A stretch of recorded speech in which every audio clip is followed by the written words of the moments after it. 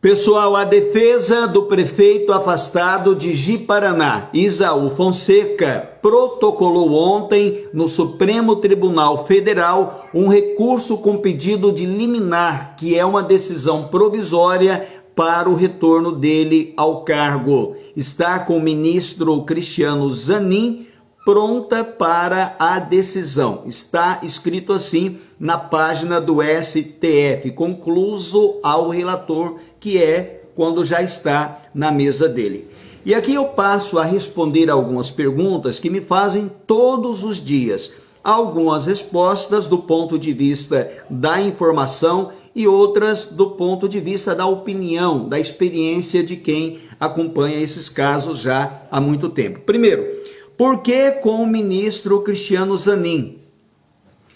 Um primeiro recurso protocolado num colegiado de justiça, TJ, STJ e Supremo Tribunal Federal, implica em sortear o relator para o primeiro. Sorteado o relator, todos os outros recursos, todas as outras peças processuais relativas àquele caso cai com o mesmo desembargador ou com o mesmo ministro. É a chamada distribuição por prevenção. Em duas ocasiões anteriores, a defesa de Isaú Fonseca havia recorrido ao STF. Na primeira vez, o ministro sorteado foi o Cristiano Zanin e a partir de então, todos os recursos caem com ele. Esse é o primeiro ponto. Segundo, o Zanin não negou dois recursos da defesa de Isaú Fonseca? Não, ele não negou o recurso. Ele não decidiu, ele não analisou, ele negou prosseguimento. É como se não tivesse aceitado a ação. Com base no artigo 102 da Constituição, isso eu quero explicar para vocês. E no final, eu vou responder uma pergunta que me fazem todos os dias. A tendência é voltar ou não voltar? Bom, vamos lá. O artigo 102 da Constituição Federal originou uma súmula, que é o regimento interno do Supremo Tribunal Federal, estabelecendo o seguinte: nas decisões liminares, que são decisões provisórias, não cabe modificação por parte do Tribunal Superior. Neste caso, STJ, Supremo Tribunal Federal. Aqui, se tem uma decisão provisória, o Supremo Tribunal Federal não muda, ele só passa a atuar no caso, se houver recurso, a partir da decisão de mérito. Nos recursos anteriores, a defesa de Isaú Fonseca estava recorrendo de decisões liminares do STJ. A partir de agora, não. No dia 12, o STJ julgou o mérito, julgou a parte final, digamos assim, do recurso da defesa de Isaú Fonseca. Foi o julgamento final, o julgamento de mérito. A partir de agora, o Supremo Tribunal Federal tem legitimidade para analisar o caso, para julgar a situação, levando em conta que houve já a decisão de mérito lá no STJ. Essa é mais uma pergunta que me fazem todos os dias. A outra, dá tempo de julgar neste ano? O judiciário entra de férias no dia 20. Neste caso, há uma grande possibilidade. Naqueles casos que são considerados importantes, os tribunais limpam a pauta para começar o próximo ano judiciário. É como se fosse a Câmara de Vereadores, em qualquer lugar do Brasil, ou a Assembleia.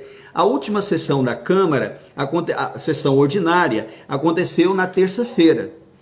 E foram votados mais de 10 projetos. É porque estavam lá parados e vai entrar de recesso, e aí os vereadores querem começar o próximo ano com a pauta limpa. Isso acontece também nos tribunais, especialmente em relação àqueles casos considerados importantes. O afastamento de um prefeito de uma cidade como Ji-Paraná é considerado importante. O ministro já tem conhecimento da situação, então pode ser, não é certeza, mas uma tendência grande dele julgar, dele despachar antes ainda do recesso do judiciário, as chamadas férias forenses, que se dão a partir do dia 20 de dezembro.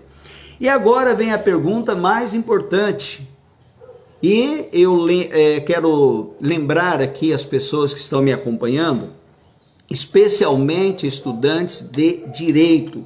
O que eu vou falar a partir de agora não é com base em informação, é com base em experiência pessoal e é uma análise, é uma opinião, uma aula de direito. Pode-se dizer, sem sombra de dúvida, uma aula de direito de um não formado em direito. Quero deixar muito claro. É uma aula de direito de alguém não formado em direito, mas que acompanha esses casos há 30 anos. Só em Ji-Paraná há 30 anos acompanhando tribunais.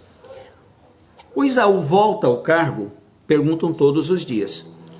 E aqui, antes de responder a pergunta, eu quero que vocês analisem a seguinte situação, e eu analiso isso quase que toda semana acompanhando situações judiciais.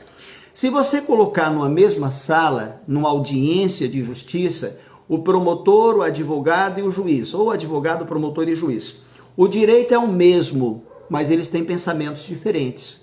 Via de regra, isso está mudando, mas o promotor é formado para oferecer denúncia, para acusar. E isso é o pensamento, é a formação cultural do promotor de justiça. O advogado, aquele que decide pela carreira da advocacia, ele tem o pensamento da defesa. Ele vê a mesma coisa do ponto de vista da defesa. E o juiz já vai pensar diferente. Então o direito é o mesmo, mas a majoração a partir dos valores pessoais e a partir da formação é outra. E agora vamos analisar aqui os tribunais, onde eu faço essas análises, pessoal, com muita frequência no programa de televisão. Os tribunais funcionam da seguinte maneira. STJ é tido como o Tribunal do Cidadão, Superior Tribunal de Justiça. É o Tribunal do Varejão. No último levantamento que eu fiz, há 10 dias, neste ano, tinham sido 429 mil ações no STJ, que é o Tribunal do Varejão, o Tribunal do Cidadão.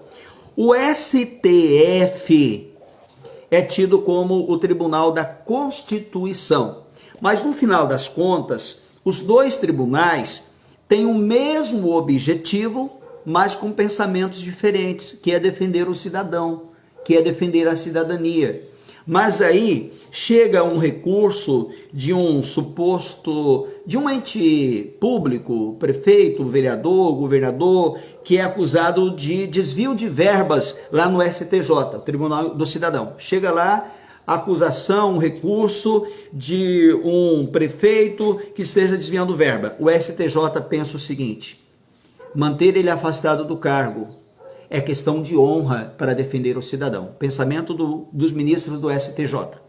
Aí quando chega ao Supremo Tribunal Federal, eles também pensam no cidadão, mas de uma outra forma. Opa, o que se tem aqui de provas? Olha, reconduzir o cara ao cargo é questão de honra, para respeitar o resultado das urnas, para respeitar o que o povo decidiu nas urnas. Então são tribunais que pensam diferente, com o mesmo objetivo de defender o cidadão. O STJ, manter afastado é questão de honra, para não dilacerar os cofres públicos e defender o cidadão. O STF, Supremo Tribunal Federal, retornar ao cargo é questão de honra, é respeitar o resultado das urnas. Aqui ele pensa do ponto de vista do varejo, aqui ele pensa do ponto de vista constitucional. E a tendência do Supremo Tribunal Federal sempre é reconduzir o cidadão eleito ao cargo com esse pensamento de respeitar o resultado das urnas. Esse é o primeiro ponto. Segundo, nas decisões anteriores em que se negou o segmento do recurso, na minha opinião, o Zanin fez um questionamento que deixou a porta aberta para uma decisão favorável. Porque quando ele negou, ele escreveu lá o seguinte: é curioso que já se passaram 90 dias do afastamento e até agora não se apresentou denúncia. Então, naquele momento que ele analisava e negou o prosseguimento dos recursos, tinha 90 dias do afastamento do Isaú. E ele estava questionando, 90 dias não deu para se concluir alguma coisa, se levantar e apresentar a denúncia? Naquele momento. Imagina hoje, no momento que eu estou gravando o vídeo, são 149 dias do afastamento. Então chega em um tribunal que pensa no resultado das urnas, para um ministro que já questionou 90 dias de afastamento sem que a denúncia tenha sido apresentada, ou seja, a polícia não concluiu a investigação, o Ministério Público não apresentou a denúncia ao judiciário e hoje são 149 dias. Essa última parte, pessoal, como eu falei para vocês, é opinião a partir de experiência pessoal de quem acompanha esses casos judiciais desde 1994, quando eu cheguei aqui à cidade de Ji-Paraná. É uma tendência, mas não é bola de cristal, não é mãe de Ná, que não erra nunca, né? Vamos aguardar aí os próximos capítulos, os próximos episódios desta novela.